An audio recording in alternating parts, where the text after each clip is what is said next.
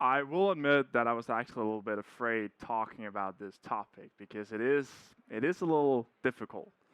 Um, and I will also say I am the least experienced person at this entire conference, I think, and especially in this room. So don't listen to everything I say because I have a tiny bit of experience. But what is the moon exactly? So I try to use this as a metaphor for the overall session. And the moon is, in many companies, what we refer to as the vision or the mission of our companies.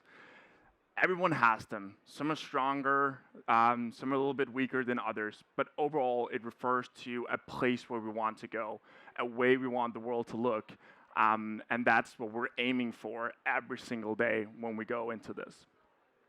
And then also, you probably heard about the word moonshot. Moonshot is also something that we like to idolize in the startup industry, and the word originates in some form from the very famous Apollo 11 mission trying to go to the moon.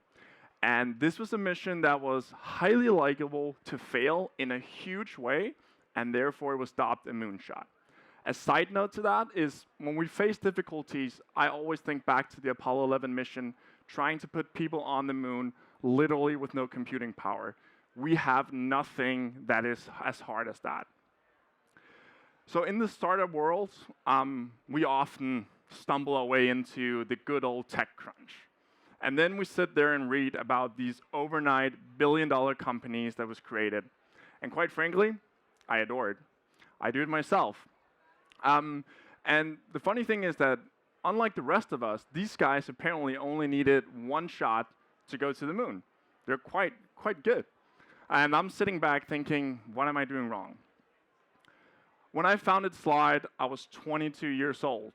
I had zero experience about running a startup, and I just wanted to change how we shop in offline fashion stores, which became my moon and my vision that I wanted to achieve.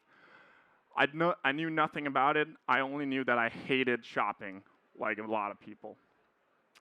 And like that wasn't bad enough, I also wanted to do it with what was mentioned before, with a hardware component.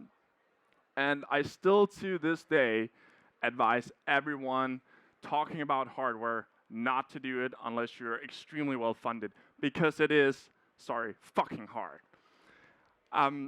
So I went out there and wanted to start, had zero experience, raising money, running a company, hiring people. Think about it, I'm 22 years old.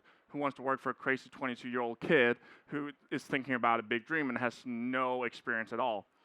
Turned out not a lot of people want to do that. But I actually managed to raise some money. We ended up raising a total of 10 million euros. I had some quite good investors join. I had some people who were really talented join the journey also. And from there on, we went on and tried to build this out. But still, I was just a kid who grew up in a farm in northern Jutlands and graduated high school, so I had zero experience. So we started out with this journey, and I think what we learned very quickly was that a lot of things are going wrong. A lot of these things are not working out the way that we thought they were going to work out, and it was quite tough for us actually to get to there. And the reason I think for me it was very tough is for everyone who has been a founder, anyone who has been in a company, you know what you do when you get a good idea? You try to convince others to join and believe in you. And so I thought that everyone believed in me. My employees believed in the vision of going to the moon, and we had also figured out the approach of getting there. Investors believed in me. Everyone believed in me. But what was happening is pretty much two of the engines on the rocket wouldn't start. So what are we doing? Really what we're trying to do is just keep pushing. That was the thing. We kept pushing. And I didn't trust myself enough to actually go out there and say, maybe we should make a change here, because everyone was believing in me. So we're 2 years into this journey, and what happens out of nowhere is that, remember, we're selling technology to offline fashion retail, and then out of nowhere, COVID hits. And as a quite early, very arrogant founder, I was like, we have plenty of runway. I was setting up a store in Copenhagen with my team, and then our prime minister closes the entire country down. Go to my car, and then on the way home, I start calling all of these investors that had passed away, and I was like, yeah, so a slot has opened up. And they're like, yeah, we're gonna pass on this one. So a really difficult position that we were in.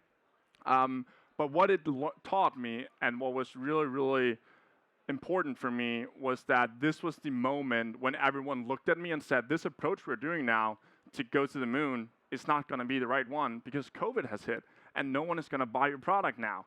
So you have to change. It was a blessing. I had in my head for the last year been like, I think we should change something, but I'm too afraid to go to my investors. I'm too afraid to go to my employees and tell them we're doing something different, because then the original thing and the original approach, which I came up with, was wrong, right? If we're doing something different, what we did before is wrong. That was extremely difficult for me personally to accept that. So, in short, doing those changes, I thought to myself with COVID, well, it wasn't really my fault, right? Because the stars just suddenly aligned, and it was perfect timing to have COVID hit, because now we had to do something different. We could actually do what I wanted to do. So this is what I learned, and I think learning that really looking into when to change is very, very, very, very important. And that, for me, is what changed the company. So we started doing these changes and had a couple of changes 6 months after that also, but things were moving in the right direction, and we were moving closer. In this period, what we did is, I think a lot about this as we still wanted to go to the moon. And in my head, if you do a pivot, you start to go from the moon, and then you say, okay, I want to go to Mars. This is kind of like, for those who've heard about Slack or Twitter, coming out of a gaming company or something like that. That, for me, is going from the moon, aiming for the moon and then going to Mars instead. What we did is a little bit different. What we said, we still want to go to the moon, we just have to build a rocket that's different. So we just have to do something different in the approach. The aim and the vision was still the same, and the aim and the vision today is still the same, and we don't have hardware anymore. We have some in stock, but we don't have it anymore. So what we did is we went out, looked at the bigger picture and said, okay, what will we have to change the next 6 months that will change our trajectory to go to the moon? And we didn't really have anything that came to our mind, so we actually did a little pivot on the approach phase, which was the most important thing. What I also learned in this period, and I think there has been a talk about this, is admitting your failures. So I, as a very young, naive founder, had to learn that I had to accept my failures. And I will tell you that everyone tells you this is something you have to do. It's fucking hard. It's really, really hard to do. I don't want to be wrong. No one here wants to be wrong. But you have to learn it. And for me, it was the hard way. Someone can just do it. I was inexperienced. I was selfish. I did not know how to do it. But I learned it the hard way. But what's even more important than admitting your failure is actually to communicate it. So once I started replacing a very militaristic way of communicating, a very like Elon Musk, Steve Jobs is doing like this, I will also just go in a room and yell at people. It's not working, especially in this country. Go to the US, maybe a little different. So what I learned is that when I stood up in a room, in a boardroom, or in front of my employees and said, you know what, guys, I was wrong. This was not the right way. They all looked at me and like, awesome. What would we do? What are we going to do now? I was like, I think this could be a good way. It's like, okay, let's do that.